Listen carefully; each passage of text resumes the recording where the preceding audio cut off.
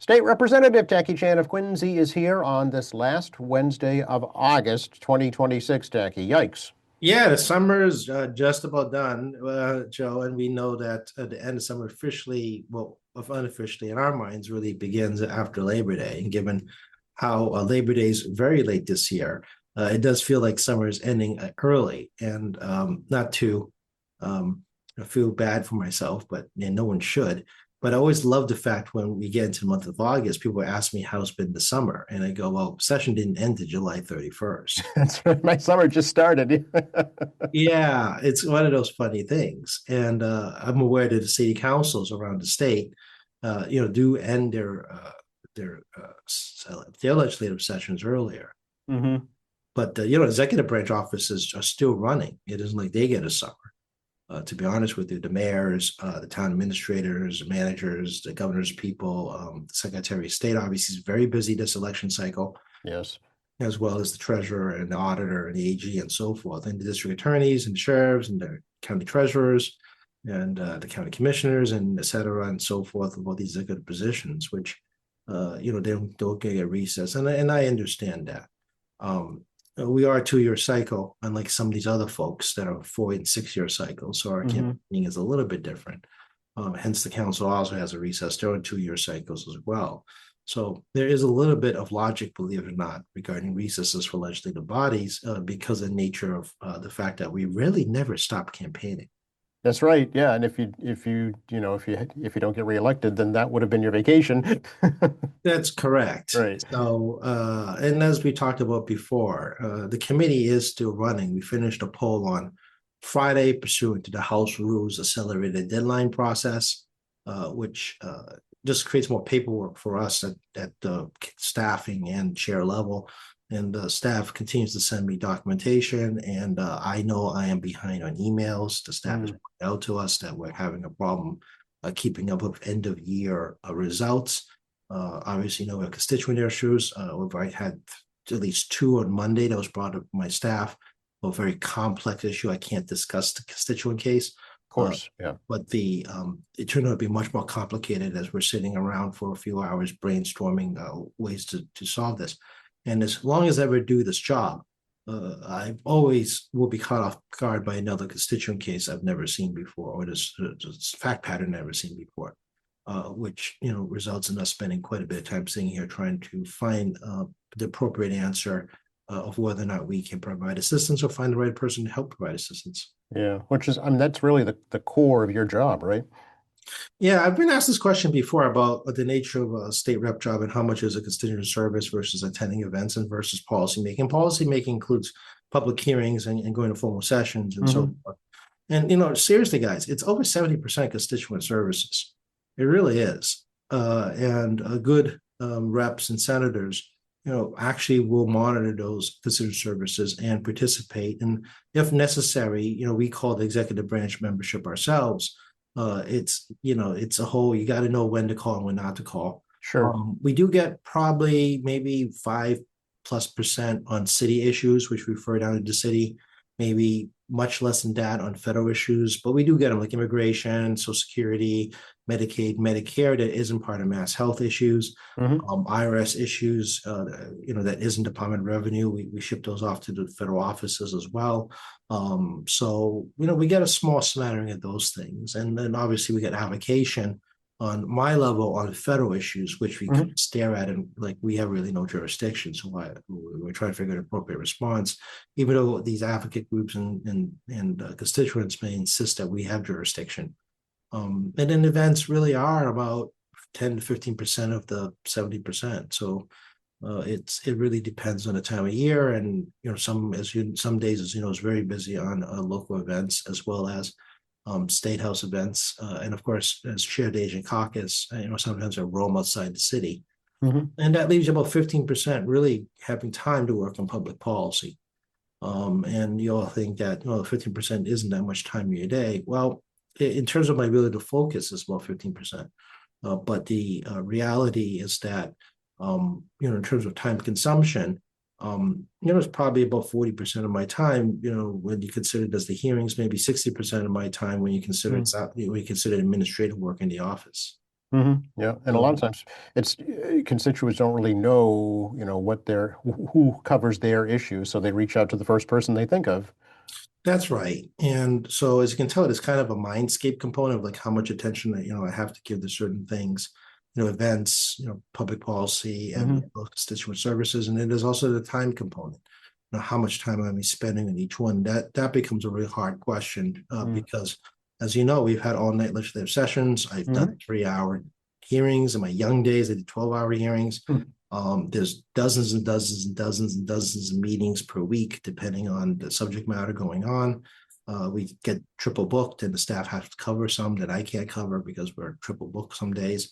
And then, of course, I do try to get to high school graduation. I do try to get to Chowder Fest. I do try to get to August Moon. I do try to get to Christmas Parade, Flag Day, but also Eagle Scouts, PTO fundraisers, and so forth. And in case you're wondering, I do make I won't say a lot, but I mean I do make donations from my campaign account to a number of local organizations, ranging from everything from high school soccer boosters, all the way to senior stay out nights, to QCAP, to the House Night Community Council, and Hmm. various events there.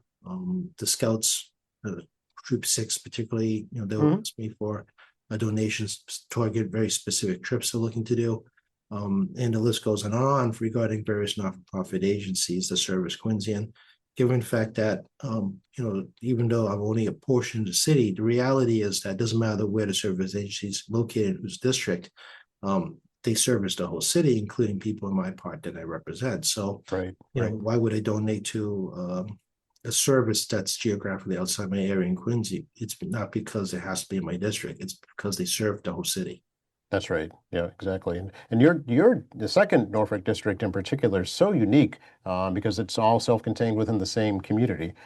It is. A lot of cities these days have a city plus one or two suburban communities. Right. And you don't see a lot left. Like you find a couple, like one of the reps in Lowell, I believe, is completely contained in the city. You have like a small number of Boston reps. In particularly, can you say? I think half of them are contained in the city. Mm. Worcester, you have that's a 240,000 person city. It's a big city, Worcester. So you have a couple of them contained in the city. I think you have one contained in Worcester.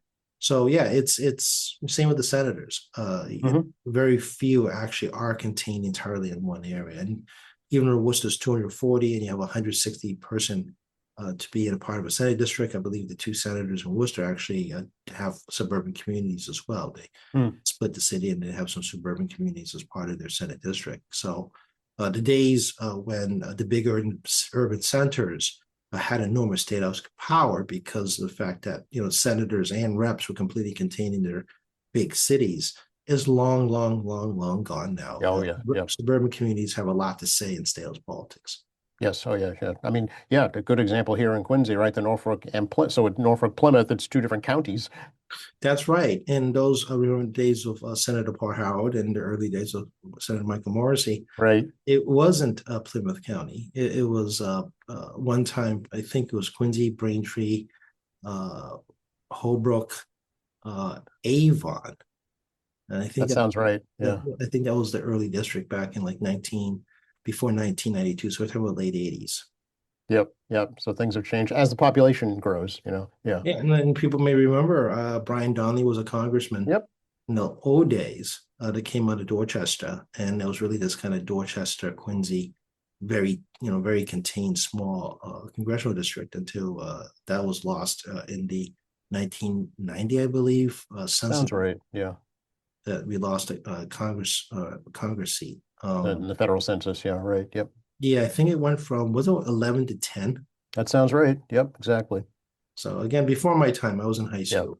So and now we're down to, I think, 9. nine. Yes. Yeah.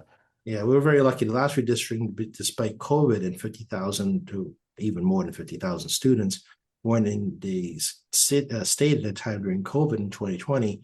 We were still able to maintain a congressional seat, and the Right. population in the state still showed a very tiny growth, but there was a little bit of growth. So people are not aware, and we're ways off from the U.S. Census. It is where you're residing when the census forms come out, not when Hmm. you claim your domicile. So Yes, the right. student population being here during the time of census release, claimed here for the purpose of census release, not claiming domicile. Yeah, be curious to the 2030 census will be interesting. There's been talk of, out migration from Massachusetts to other parts of New England and other parts of the country. So be curious to see. Well, we talked about this before regarding property, right? New York City, as an example, was try to rein in people migrating out of New York City by Mm, imposing kind of crazy ass taxes regarding whether or not you're using a home in New York as a second home, as a primary mm, home. And uh, let's put aside a public policy on that. hmm. There is even in the higher end bracket, there is a shortage of houses, and if you're holding on to your home while you're claiming migration out of the state for tax purposes, if you're a taxpayer that's a single homeowner, like pretty much all of us in Quincy, and someone is trying to defraud the state on taxes by claiming a second home by staying, 6 months and one day, but are they really staying 6 months one day, but didn't sell their home here?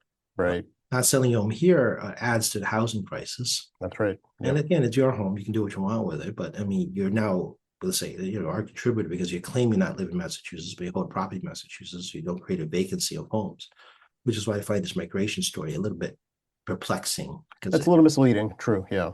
yeah. And the second one, I think, is that certain states that have a large immigrant population, because it's not your citizen status, it's any person that's physically in your state is counted as part Hmm. of the census, ignoring the whole very first constitutional issue regarding certain peoples on if they're people, which we resolved after the Civil War.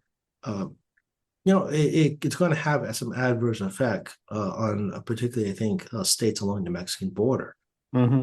whether or not they're going to see actually growth. And people may not realize, but a lot of immigrants who come here actually have larger families than people that have been here for generations. Yes, that's right. Exactly. Seeing as we're on the topic, I guess we should talk about the trade dispute erupted this week between the U.S. and Canada.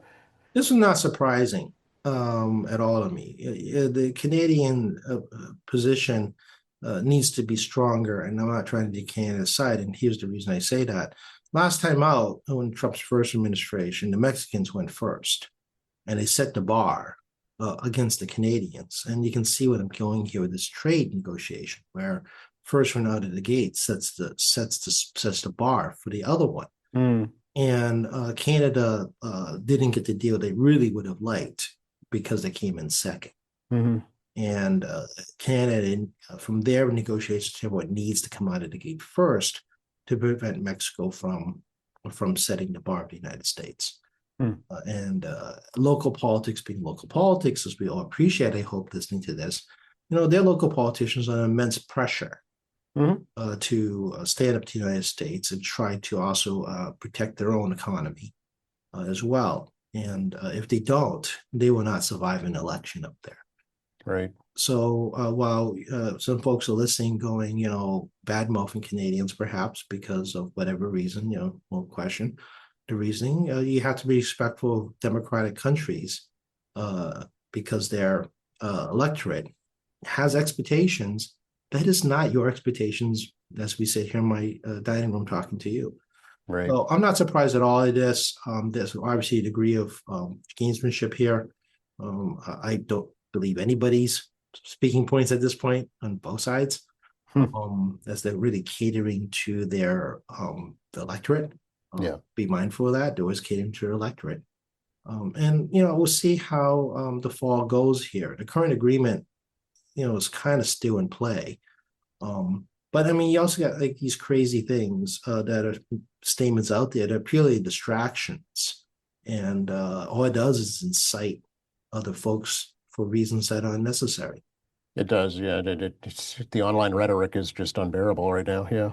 Or even on the administration side, there's a lot of rhetoric that's truly unnecessary. Mm, The theater continues to try to play to certain folks here that eats this stuff up. hmm. Well, frankly, the vast majority of folks, in my experience, is always interested in people getting the job done. Hmm. Hmm. It has implications here in Massachusetts and other border states, though, for sure.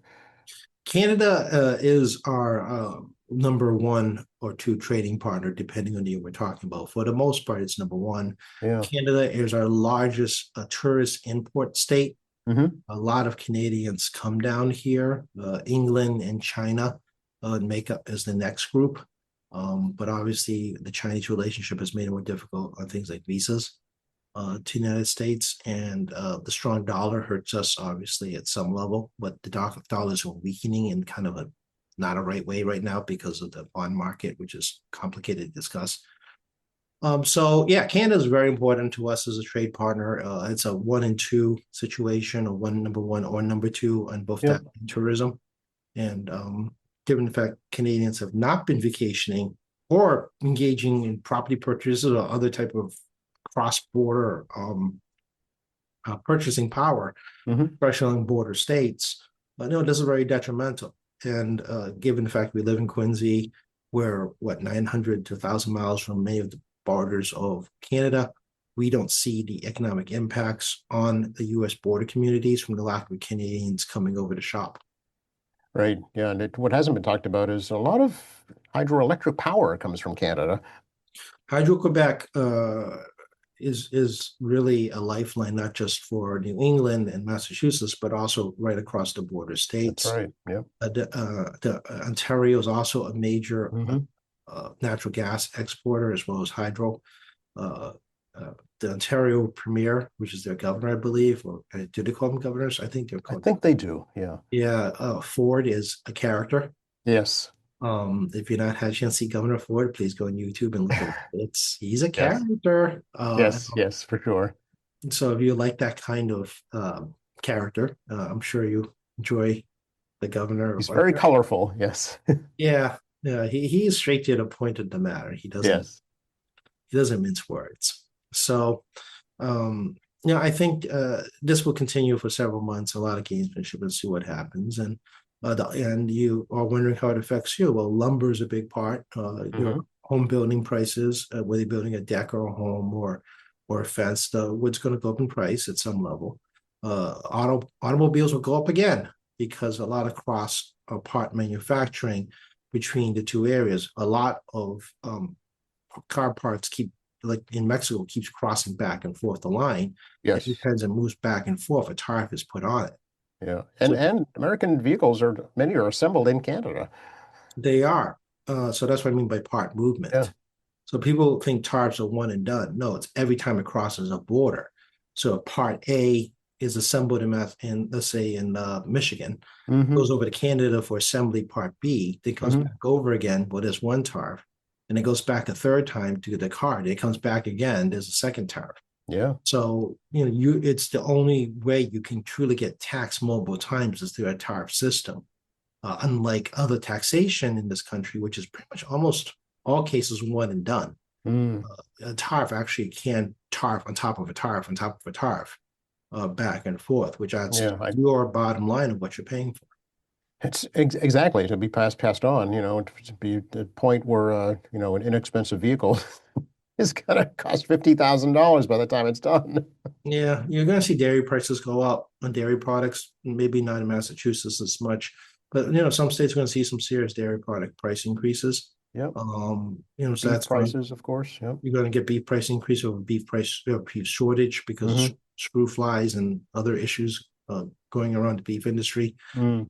which the United States has spent a lot of time to prevent screw fly infections. And I hope Congress at some point does an investigation on how come screw flies made it into the United States. This is a Hmm. major security issue in keeping screw flies in Central America and never Mm. crossing into Mexico. So I hope Congress, some point, somebody in Congress realizes that there's a problem here, but it truly is a national security issue because of the fact that it affects our food supply. That's right. Yes, So exactly. somewhere along the way, the administration screwed up on this issue, um, and causes massive infestation, particularly in cattle country. So, Hmm. and what does it mean for U.S. folks? I mean, liquor in particular is the first one hit. Hard spirits are going to get heavily tariffed going over the border in particular. And that's going to really hurt the alcohol industry. and hard liquor is a big part of our tax structure because of excise taxes. It's one of the oldest taxes we have is excise tax on alcohol. Interesting. Yeah. So I think it's important to point out these haven't really gone into effect. This is all talk at the moment. Some have gone into effect over the weekend, but the vast majority is still Right. kind of at a pending moment. The Canadian tariffs, mostly won't take effect until September 8th. Right. The Trump administration starting slapping stuff right away through the weekend. Hmm. But a ripple effect is remind folks like the situation in Iran and the lack of fertilizer Mm. in the United States will have a ripple effect as the harvest season begins now into the fall period. So I don't exactly understand which agricultural products are in shortage this fall, but you're going to see something. Hmm. Hmm. With heavily tariffing a lot of products, agricultural products coming out of South America. So if you like mangoes, they're out of South America, and you're wondering how the price went up, and they never lowered the price of Madagascar vanilla, and bakers have been upcharging you because of the price of vanilla. Yes. Yeah, I saw a bottle for $25 at the grocery store. Like, why? Even the cheap the extracts, very expensive. And the paste is much more expensive. Yes. And then an artificial vanilla, is where to be at the moment. Yeah. Which is fine for baking, but it's not good for other purposes. And we're living in a society where everyone's trying to get away from artificial flavors Mm. as well. So, it does create a financial challenge for some folks at Hmm. home, right? Whether or not you will go back to artificial flavors. Yep. Yep. Next Tuesday is the state primary, Jackie. It is. The primaries up. There is no Democratic primaries in Quincy. There's one in Milton for state senate and state rep race. And there's one in Canton because Rep Galvin is leaving. So there's a few Democratic primary races on both open and challenge seats in our neighboring communities. Obviously, you guys have seen the big ones are Seth Moulton, Ed Markey. Hmm. You have the 7 people running in the Seth Moulton seat, which is really looks like it's down to Cole, Wynn, Betcham, and maybe Belsito on the outside. It's really down to seems to be 4 front runners. And then you have the Sununu Pappas race in southern New Hampshire. Yeah. Watch the 6 o'clock news like I do on local television. You're getting pounded on New Hampshire commercials. Seems like every other one. Yes. Yeah. Yeah, it's because the southern New Hampshire local media is the Boston media channels. Right. That's right. So as you guys know, the bigger audience you have in your media outlet, the more you can charge for commercials. That's right. So New Hampshire races on statewide races are very expensive because they have to access the Boston media market. Exactly. Yeah. And of course, locally, the Norfolk DA's race is attracting a lot of Oh interest. yeah, how did I forget that one? How'd you forget that one, Taggy? Yeah, And the eighth district race as well. yeah, that's right. And you got Steve Lynch and Patrick Roth. I did attend a debate a couple of weeks back, which I really enjoyed watching. And I don't want to get disparaging on anyone's campaigns. I've been around a lot of campaigns and learned a lot from watching other people's campaigns too. And it's interesting. I've never seen this many third-party PAC, independent DC PAC. You've may seen some attack ads on Lynch coming to your mailbox, and they're actually at Washington DC PAC when you look at the corner of where it's paid for and what union shop printed. It wasn't a Massachusetts union shop that printed those pieces. And social media is a big part. YouTube ads are a huge part of it. I've seen a lot of YouTube ads for Steve Lynch, Pat Rorath, Seth Moulton, and Ed Markey because you can target your social media ads into zip codes specifically to reach targeted audiences. Although I had a friend who used DirecTV and has a bleed over from Yeah. The Moulton seat. Interesting. So there's sometimes a little bleed over If you depending what medium you're watching, Google TV or DirecTV or something else from someone Right. in this district. And it's really been one of the more nasty primaries I've seen in a very long time Yeah. under congressional level. And a little bit of the Norfolk County DA's race. And Quincy has not been too nasty, but I've heard from some other part of the counties. I won't name names, but there is clearly some more attacking each other. Hmm. The district in the Moulton district definitely had a lot more mudslinging at the bottom end of the polling, trying to hit up the top end of the polling. And also Right. endorsements was fascinating. The Boston Globe in particular endorsed Moulton and Roth and Trom Wynn, Huh. interestingly.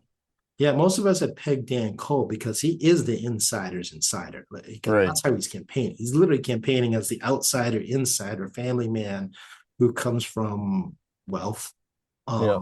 pretending to be a everyman guy in his ads. And I'm surprised that he didn't get the Globe endorsement. I was very surprised. It'll be interesting, that's for sure. And early voting is going on now, then in-person voting on Tuesday. And then we'll start to see all the ads for the, what, 9 ballot questions? Yeah, we'll start a schedule in late September because I'll be vacationing. We might get one more conversation between us before I go on vacation. Yeah. But we'll do maybe try to do two a week. Yeah.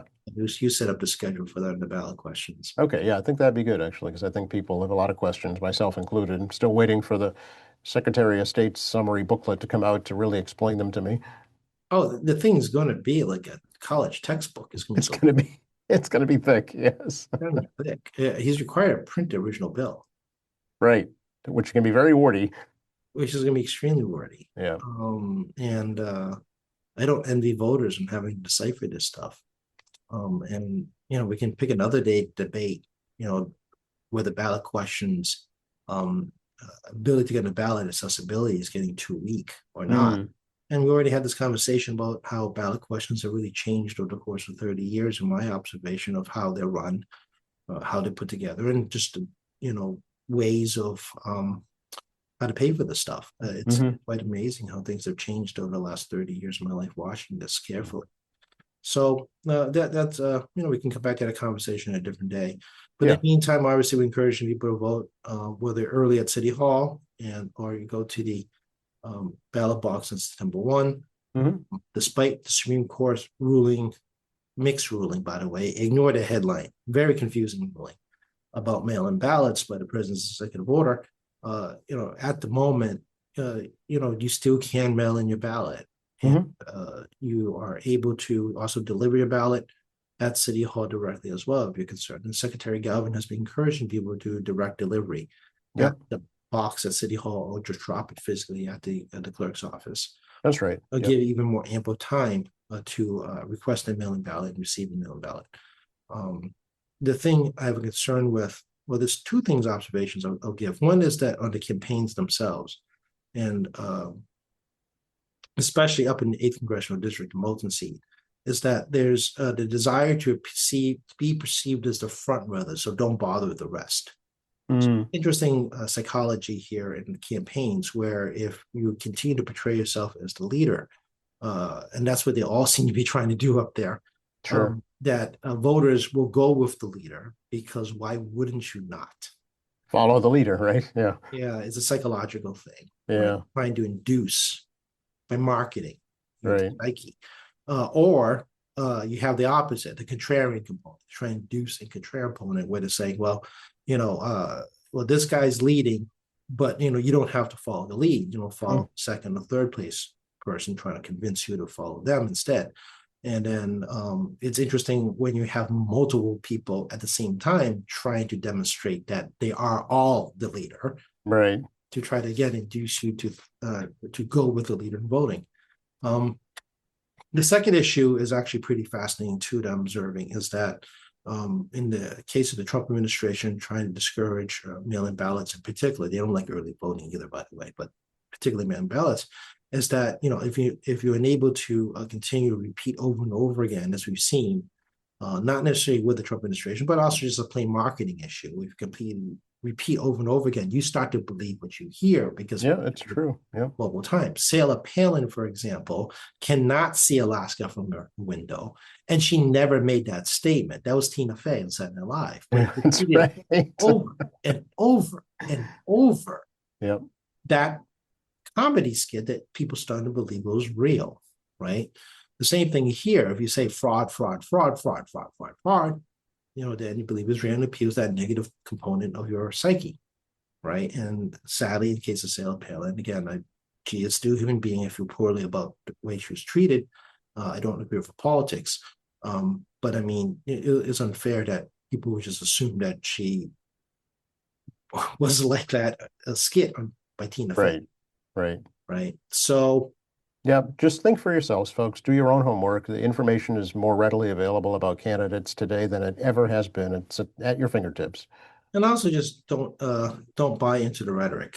Mm-hmm. Right? Just kind of take a deep breath, step back, and tune out the whole whether I'm a front runner, a motif, I'm a contrary motif, or the fact that you hear the same words over and over again. If we start believing that everything we hear repeated constantly, you start to get caught into that thought process that takes away your ability to think independently on your own. And we all have biases. I mean, it's just human nature, right? Yeah, it's how we're designed. So yeah. That's the part about that. So like I said, the Supreme Court ruling, on certain media says win, the other ones say mixed win. It's very confusing out there. The bottom line is the court did not enforce the injunction because the implementation process has not been revealed. Right. And as I understand it, that the U.S. Constitution gives states rights how to run their own elections. That's right. This could still be ruled against the president in the end. Yeah. However, the court basically said that just because you file an executive order with no implementation explanation, until the implementation explanation is implementing, you don't file an injunction until something actually exists. Yeah, you literally would need an act of Congress to amend the Constitution. Well, you actually answered two questions at once. And the first, right, it's regarding state rights. We run elections. Yeah. We control all that stuff by Constitution. The second question is regarding mail-in ballots and whether that the president has the power to determine how mail-in ballots are managed by the post office, of which the executive order requires a greater degree of data collection on us regarding verification of identity on mail-in ballots, which I find kind of interesting because I'm not sure how that would work, but no one really knows how it would work. The post office hasn't revealed how it's going to work, even though they're trying to figure out how to make it work. Once you know how to make it work, then you can go to court and file an injunction against it. This late stage going to November election is very unlikely that the court will interfere with an election. And the Supreme Court historically avoids direct election questions. So people have speculated like, well, they stopped the injunction arguing that it hasn't matured because you haven't seen any concrete plan yet on implementation because it's still kind of in formation in certain ways. Right. You're not there yet. On the other side, the argument's executive order in itself is an execution, meaning the plan is already there. In the order, so you don't need to wait for the executive branch officers to actually come up with a plan. So it's kind of an interesting dual argument here, trying to get the post office to cross-reference identification of mail-in ballots, which I'm not sure how that would work. They're using Homeland Security information, but they can't get voter data easily from us. And how do you know who's who and all that? I don't know how the post office has the administrative ability to do that level of work when most of us can't get our mail within a reasonable time. Very true. Yes. I mean, let's be frank about it, guys. If you still mail bills like myself, they're either getting there in 3 days or 13 days. Yeah, it's true. And I've been, I've extended the time period for myself. So the expectation is that post office can do this voter identification on top of their job, which they have trouble doing right now. So I have no idea how this is going to play. It would need a creation of a whole division within the U.S. Postal Service, which I mean, you actually hit on the head. That is what's going on. Yeah. And so I'm not entirely clear how this will work. I'm just giving you the outsider view on this on this matter. Mm, And you're right. The states run the elections, but the Postal Service is a quasi-independent entity right. that's controlled by the federal government. Yeah. And it's always been quasi-independent since Ben Franklin. And very rarely does a president engage itself directly into the operations of the post office, other than making appointments to the board, and the board selecting generally the president's pick to be postmaster general. Right. Yeah. Yeah. Okay. Well, we'll wait on that because there's really because this it's all talk and no policy at the moment. So we'll wait on that. Oh, don't get disturbed. Don't get discouraged by a headline to Well, participate right. in early voting. That's what I'm trying to get at the end. Yeah.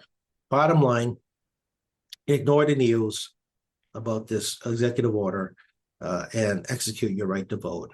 And just because the headline says one thing, and I do blame the media for this, the headlines does not help the public to execute. Well, people miss when reports are made about things like this, people miss words like could happen, might happen, would happen.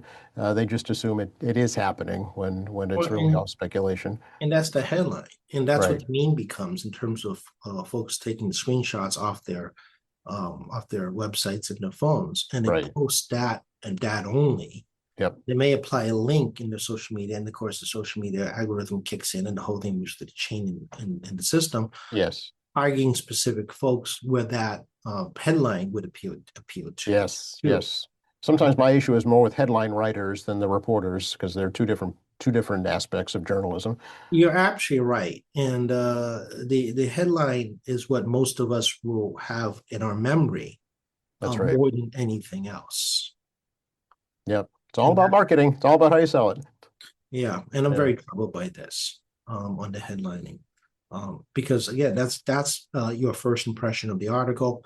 It is most likely memorable part they're going to remember of the article, Yeah. and how you perceive news will be driven by the headline. Yeah. It definitely matters. Yeah. Absolutely. Should we talk about the economy a little bit?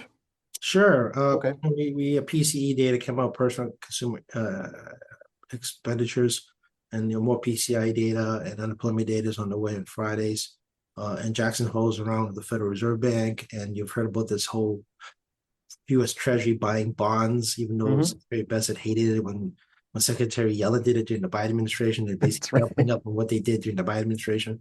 And why does it matter to you? A few things. Inflation's sticky. It's about 3.3% year over year. We're far from the 2% target. I think we got as far as like 2.7 a couple of times, Hmm. which means it's high. Wage inflation is the next data I'm looking for, because if wages don't exceed inflation, you're losing money. Very That's right. simple. Same thing with interest rates. If you're on a high yield savings and your saving percentage interest does not exceed the interest inflation number, you're losing money. That's right. Yep. This is very simple math. That is. Yeah. And you've seen all the storylines about the 10-year bond and the 30 and 20-year bond yields, which is a tradable market commodity. It is not strictly a government issue. Only the short-term rates between 2 and 1 month are government rate driven by the Federal Reserve interest rate setting.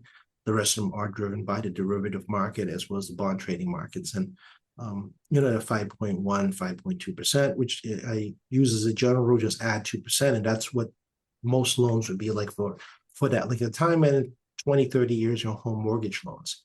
So you're looking 7%, give or take 0.5%, depending on Yeah. the. So it is very expensive. Not as bad as my Father's Day. Oh, it was 18% in the 80s. Yeah. Yeah, we're not about my Father's Day, but it is something we're not used to because we've Right. been used to low interest rates since the great financial crisis. So like, interest rates is still over 5% when I got out of college in 1995. Yeah. I was paying 8% on student loan, Hmm. variable rate when I got to college Yeah. in 1995. So it is not the most brutal thing you've seen in the last 30, 40 years, but it is still very high in recent memory. So it's Yes. and combined with high home prices, it just compounds it. So that's why it matters to you to watch these long yields, particularly interested in car loans. If you're a business, short-term equity regarding the 1 to 1 month to 1 year rate if you're looking for rolling lines of credit as a business, and also your credit cards. Those are the short rates. And of course, the long rates regarding long-term investments, whether it be in private industry, building homes, or need to install like a huge capital equipment for industrious or homeowner, or you're taking home equity on your loan for, maybe building a deck. I have no idea, whatever you need. Sure. Yeah. And those rates do matter to you. And but I remind folks, the federal government the Federal Reserve Bank only has some influence on the 1 year below. 2 years and above, it gets trickier, and everything 10 years above is really out of anybody's control. It's subject to rates. Historically speaking, when bond yields are up, it means that stock prices go down. That's not really happening exactly. So it's causing a lot of non-historical accuracy, I think is the way to put it, because it's like roulette. Past historical is not necessarily indicative of future returns, and this is right. a classic case of that. And then there's a lot of delayed effects, like I talked about earlier, and the bond market is also reflective of the confidence of the economy. Your U.S. debt is now $40 trillion. As you can hear just on my voice, even I'm like really appalled here. Yeah. Generally, you should keep your bond debt under 100% of GDPs. It's where it gets really scary, and we're like 130% of GDP. So we are the biggest economy on the planet. But I think we're 32 or 35-ish trillion, depending who you want to talk to. But the bond is 40 trillion and climbing. That you can't argue with about statistics. So, the federal government, especially under this administration, has outspent. And this administration is actually fascinating because they ran on debt reduction twice. And COVID, there was a COVID effect, and other stuff, which we understand why there was extended spending. But first time around in 4 years, administration spent $4 trillion.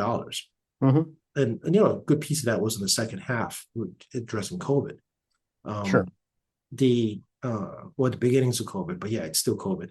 And that moved into the Biden administration. Biden basically continued the first administration's continued debt spending, in COVID. This administration has already spent $4 trillion in less than 2 years. So they added $4 trillion to debt in under 2 years.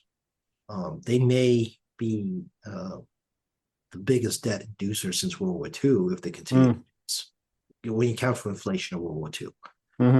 So, the last time we've hit such high levels was in World War II because of war spending. And now we have another war to spend on. Yeah, it's not as wide-ranging as World War II. Right. The cost of doing business in war is very expensive for the United States, especially when we use the best technology on the planet, and the best technology with the planet comes with a big price tag. Right. And it takes time. Patriot missiles can take upwards of 3 years, sometimes half the time if they really accelerate, if they get able to get the parts to be able to accelerate. And they can run $5+ million, and the subject to cost of the parts. So I think the media reporting on things like Patriot missiles and Tomahawk missiles and other types of munitions may be a bit of a lowball, because if you've seen the TARF issue is a big problem, not necessarily for you and I as a consumer, but also for defense spending. Because they have to pay the tariff on various goods that are moving back and forth as well. Yeah, and they means us. You in the end as a taxpayer, you're 100% correct.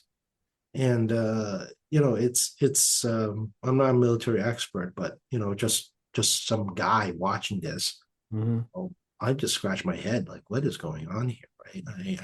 I hope I'm not the only one, just kind of like just some person, scratching the head too. I'm just not. What is going on there? Just don't get it. But yeah, I mean, those folks who support this president on debt reduction and no wars, obviously, we've seen in news. I don't have to state this as personal opinion. The news will report that there's a lot of division of his supporters regarding his most recent actions this year. And if he does continue the pace of $4 trillion in less than 2 years, you could seriously see him spending even more, $10 trillion And to be honest with you, they're not to be mean, but demand's 80. I mean, the rest of us are going to be picking up that price tag. Yeah. Oh boy. And we haven't even talked about energy costs. Yeah, if you're in Quincy, definitely go for the municipal aggregated rate. If you just Yes. move into the city, you have time to get onto the system. You will save money because the price of energy continues to be variable and rising. And as we hit the winter months, natural gas is a big part of our energy and heating supply. And we do prioritize heating over electrical generation. Hmm. Just to remind folks, this is a home heating priority state when it comes to natural gas. So if we don't have enough natural gas for our local power plants here because they prioritize homes, we have to buy it from outside, which adds even more cost to your electric bill because you're doing short-term bids and trying to get electricity in from surrounding areas.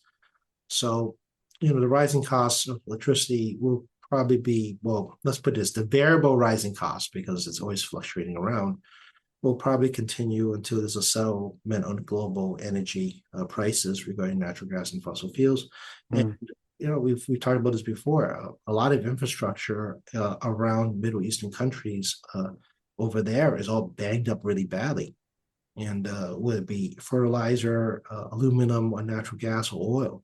And it takes time for that stuff to be repaired safely, and then back exported. And a lot of natural gas and oil has already reaching destination now Yep. and being processed, and then those countries in the global market will have another price shift based on what the demand is, given the fact there's going to be a shortage. Nothing's going into there. Almost nothing's going into the Gulf. Everything Right. is coming out or trying to get Yeah. out. No one wants to get trapped on the other side. That's right. I think all of you be very understanding in the war zone that your ship goes in, it doesn't come out, and you're the crew on that ship, and do you really want to be trapped on the other side? Right. Yeah. Did the municipal aggregation, Tacky, is that available to every community in the state? Every community has the ability to go through a process of municipal aggregation. It requires the municipality actually do the due diligence research and study and get bids on competitive energy supply companies, and then lock into a contract of which everyone's automatically in. You have to choose to get out. You have to choose your own sources. Hmm. Because in Quincy, you have three choices: Yes. what price you want, and then you're fixed into this price for that period of time. Okay. Early communities like Lowell has been enjoying that since the days of deregulation of energy back in the early 2000s. Some places like Quincy took a lot longer to implement starting last year in terms of getting a product to you. It Yeah. takes a couple of years for people to go through the process locally. So Right. Okay. it is something that is strongly encouraged by all of us for municipalities to go through the process to see if they can get a better bid price. But Yeah. mind you, it is an average issue. So sometimes the basic rate and the competitive rate may be lower than what you're paying, and sometimes it Hmm. may be higher. So you have to remember this is an average. You're looking at Okay. the long term regarding the total price of what you'll be looking to pay, not the day of. And I think that's what people can confuse by. Okay. All right. But what, okay. So, but that's locked in though, right? Once you enter into that contract. The energy price is locked in. Yeah. Municipality, in this case, Quincy is locked into energy price. Okay. So yeah, no, I encourage it. And remember, this is an average. So in the long average, you should do better on Hmm. the variable rate, which is done every 6 months by the two big utility companies, Natural Grid and Eversource. Right about now, starting the bid process during a Hmm. time of high energy markets. So right now, if I'm correct, National Grid and Eversource is going to probably have a higher 6 month rate Hmm. than what you're getting on free market competitive supply as well Hmm. as aggregation. Hmm. Because the current, as we just mentioned, the current situation in the Gulf. And that may change if peace Hmm. breaks out and suddenly oil flows easily again. Right. You may see a reduction in the 6 month rate on the utility companies, and you won't have spikes because of shortages, and maybe it'll get lowered in this aggregate rate. So Yeah. Okay. see here, All right. it's because there's only thing you can compare it to. So that's why I tell folks it's not necessarily just you can't look at it today price. You have to kind of look in the long term. Long term, it should be a savings because the long term in this case, I think, is just under 2 years. Okay. All Under right. 3 years. Under 3 years. I'm trying to 3 remember years. months. I think it's All like right. 7 months. I'm trying to remember right now. Someone will correct me later. Okay. Someone will Let's always correct me. It's just how it works. let's hope for a warm winter. Yes. Yes. One word to be very helpful. All our pocketbooks. 100% correct. Yes, exactly.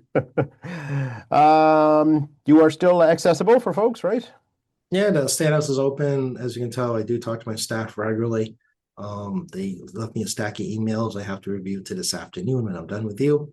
It's 617-722-2370, 617-722-2370. We an audit if the person at the desk doesn't take your pickup, it's an automated system. Wait, I'm after Kathy Nanatra, so it's her suite. She's the rep that runs the suite. So just hit anybody, we'll get the voicemail. We have Taki Chan, TACKEY .CHN at myhouse.gov, Taki.Chan at myhouse.gov. Please feel free to email and drop a line. We also have a contact page through tackichan.org, which is a resource page. Please feel free, you can use that contact page as well and look at some phone numbers. And we've been changing that phone numbers. For example, Social Elder Services is really not going to be around too much longer, it sounds like. Old Calling needs the replacement, so we're going to update our contact information on something like that. State Representative Taki Chan on Facebook. We should have the August moon pictures up. You can see me sweating away with Taki fans. And try to put some memes up. I discovered pictures do better than words in terms of communication by trial and error about some hopefully various important informations that we get from state agencies.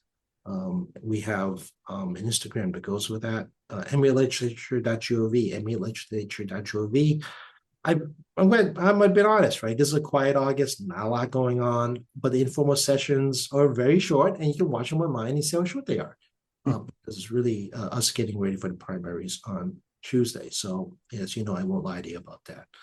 But you can look up bills, see where things are, and people get to try to advocate for bills to try to get out during informal sessions, unanimous consent. As you can imagine, unanimous consent is not as easy as it sounds. Right. We're here with Joe every 1 or 2 weeks, although we're going to take a hiatus in September, as we're both going to be doing some time off. Yes.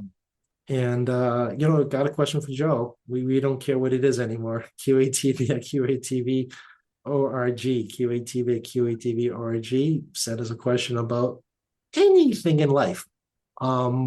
If a listener or viewer dislikes that topic you presented, well, good for you. That's right. That's correct. Yeah, either way. Yeah, but we do welcome feedback and we do welcome topic matters. As we mentioned many times, it doesn't have to be about politics. It can be as simple as cooking recipes or what movie I saw most recently, or personal family life questions you may want to ask. As I've had I've lived through different tragedies myself. Yeah. Family level, again, everyone's different. I don't often share those experiences, but if you want to hear some of that too, I'm more than happy to share some of those things about my life that you may want to know about, or Joe's. You can ask Joe. We'll keep folks' identities anonymous, certainly, but we'll talk about the topic for sure. Exactly. So, we welcome any topic matter because I think having a conversation or some variety that doesn't always have to be about politics and campaigns and public policy, can good insight about the people like the two of us engaging with here. It doesn't hurt to learn about either of us on things the public might be interested in. Yeah, or we could learn from them, I'm sure. So absolutely, either way. Yep. We'll try and catch up next Wednesday after the election, Taki. Yeah, we'll see if we can get one more post-election debriefing, and then after that, we'll be off for a little while. Sounds good. All right. Thanks very much.